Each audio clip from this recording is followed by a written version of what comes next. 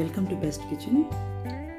ఈరోజు నేను చేయబోతున్న రెసిపీ బ్రింజాల్ తవా ఫ్రై అండి. పెద్ద వంకాయ, దీని ఎగ్ ప్లాంట్ అంటారు.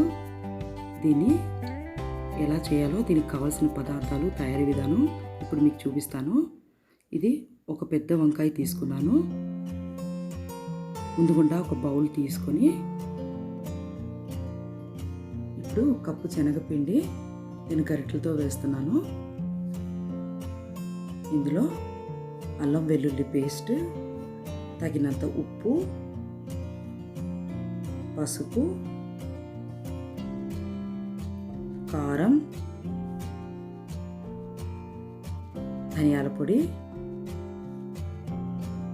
గరం మసాలా పొడి వేసుకొని తగినంత నీరు పోసుకొని బజ్జీల పిండిలా కలుపుకోవాలి. కన్సిస్టెన్సీ చూసుకోండి. ఇది కొంచెం బజ్జీల పిండి కన్నా కొంచెం పలుచగా ఉండాలి. ఈ విధంగా ఉండాలి కన్సిస్టెన్సీ.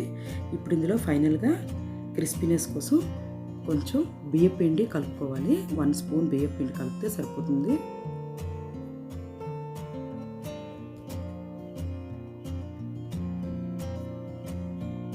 దీన్ని బాగా కలుపుకోవాలి. ఇప్పుడు వంకాయని ఏ విధంగా కట్ చేయాలో చూపిస్తాను. ఇలా రౌండ్గా చక్రాల్లాగా కట్ చేసుకోవాలి. 1/2 ఇంచ్ మందం ఉండేలాగా చూసుకోండి, మరీ లావుగా ఉండకూడదు.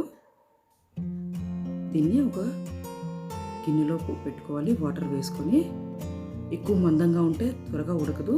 ఈ మందంలో ఉండేలాగా చూసుకోండి. 1/2 ఇంచ్ మందం సరిపోతుంది. ఇప్పుడు స్టవ్ మీద పెనం పెట్టుకొని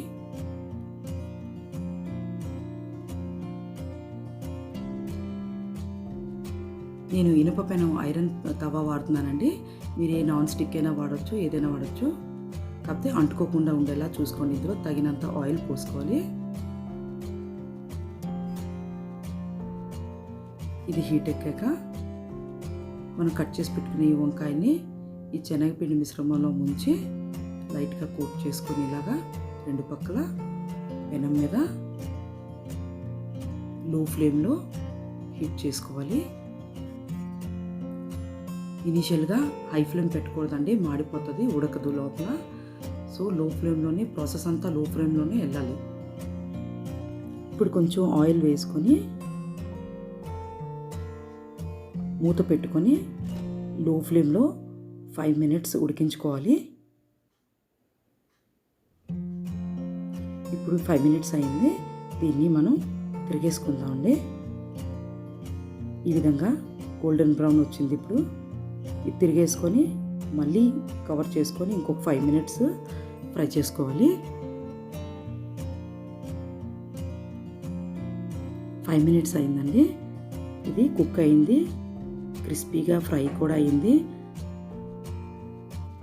అంతేనండి, స్టవ్ ఆఫ్ చేసుకోవచ్చు. ఎంతో టేస్టీగా ఉండే వంకాయ తవా ఫ్రై రెడీ అయింది.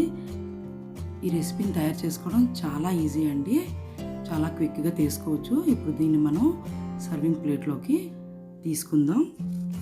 అంతేనండి, ఎంతో టేస్టీగా ఉండే వంకాయ తవా ఫ్రై రెడీ అయింది.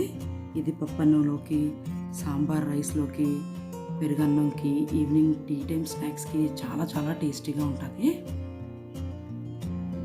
మీకు ఈ రెసిపీ నచ్చినట్లయితే లైక్ చేసి నా ఛానల్ని సబ్స్క్రైబ్ చేయండి. మరిన్ని వెరైటీ రెసిపీస్ కోసం నా ఛానల్ని తప్పక ఫాలో అవ్వండి. Thank you very much.